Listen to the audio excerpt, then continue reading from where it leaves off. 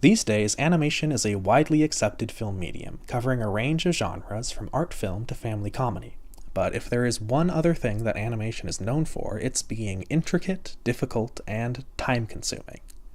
So how did early animators learn and develop the techniques that we see so much today? And, well, why? To find the answers to these questions, we have to look all the way back to the 1910s at the first great animators, these guys. Well, animators here is used fairly loosely, but if you look at it in the sense that these great actors were masters of bodily movement and timing, the similarity begins to become clear.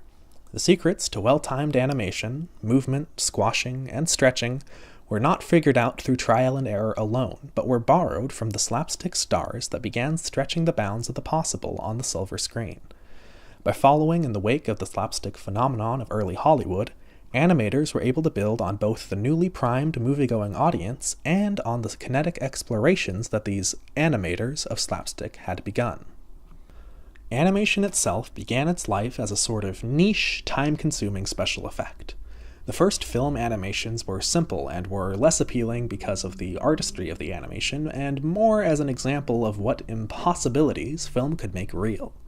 They were part of the Méliès tradition of the cinema of attractions. These films had little to no narrative, and what narrative there was secondary to the sheer joy and wonder of seeing a moving picture.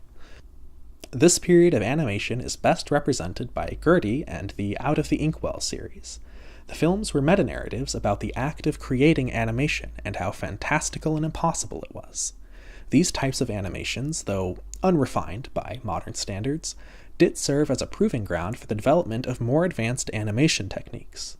Gertie the Dinosaur was one of the pioneering uses of keyframing and registration marks to create fluid movement and to keep the image from jumping around the frame, though the lack of cell animation techniques meant that the background had to be redrawn for every single frame.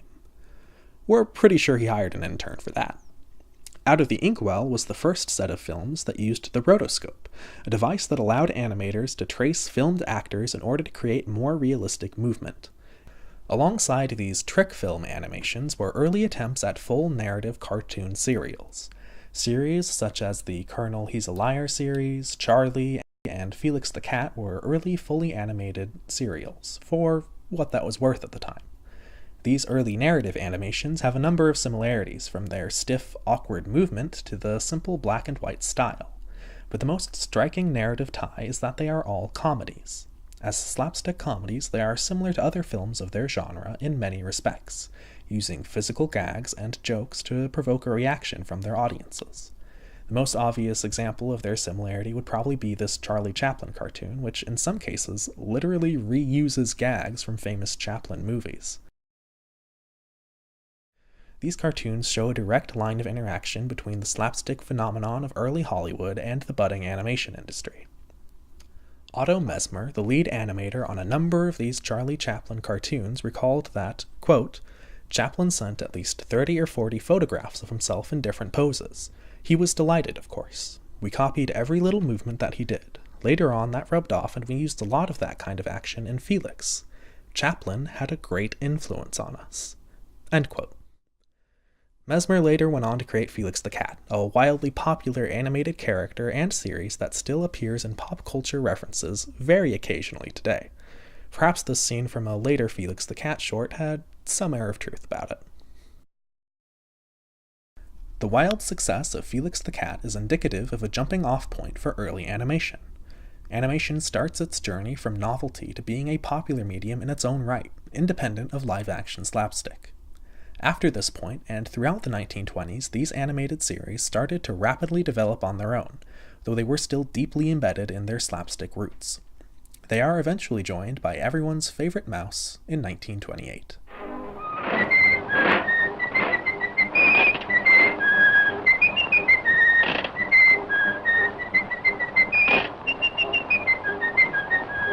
Steamboat Willie, while not the first cartoon to use synchronized sound, was the first to do so effectively. It also begins to show the type of higher quality animation that we're used to today, with smoother, non-rotoscoped movements, more regular character models, and full three-dimensional space. Audiences found it quite impressive, which is unsurprising given that other series were failing to keep up with the changing times. Out of the Inkwell was even still pulling its meta-narrative shenanigans up until Steamboat Willie was released, and the producers of Felix the Cat refused to make the move into sound until it was too late.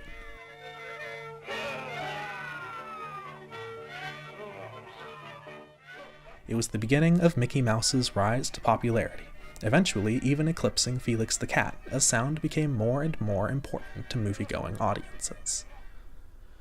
Disney's rise to popularity is significant because it marks the beginning of animation's turn away from slapstick comedy towards other genres. Though the Mickey Mouse cartoons and silly symphonies they produced in this era were still chiefly comedies, narrative strains with much less slapstick styling were beginning to make their way into the films.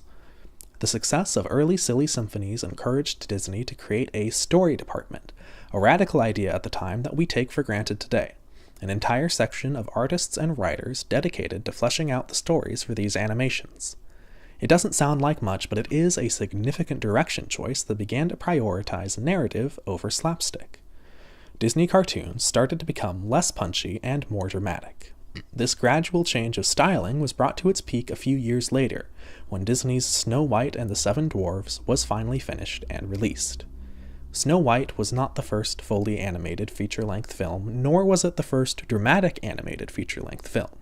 But it was the first majorly successful dramatic animated feature-length film. It is significant as the moment that animation truly asserted itself as a valid medium in the public eye. After Snow White became the most successful sound film of its release year, it was undeniable that a new era of animation had begun, one that didn't rely on slapstick gags to reach the public eye. Snow White was certainly not the end of slapstick animation. Even today, most mainstream Western audiences associate animation with physical comedy, sometimes even quite violent physical comedy. No, those roots are hardly difficult to see, if you look for them. But it did signify to audiences at the time that animation could be something more. What started as an intricate illusion had grown and evolved into something significant and unique. Early animators saw the potential in the medium to exaggerate movement and carry weight, and in the process of pursuing the slapstick stylings that had perfected that physicality, they ended up creating something wholly different. Even in a post-Snow White world where some animation has diverged so fully from its roots, there will always be echoes of early Hollywood slapstick in Western animation.